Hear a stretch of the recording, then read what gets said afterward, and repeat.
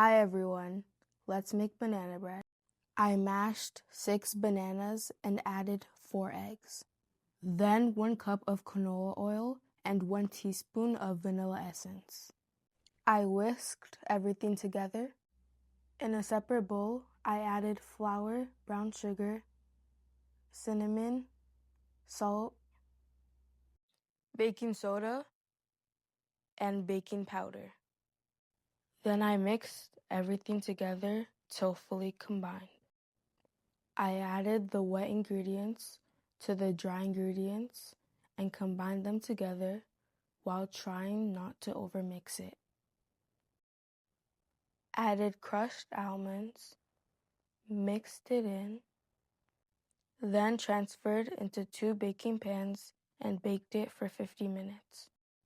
The banana bread is ready. Please let me know if you would try this in the comment section. Thanks for watching. Bye.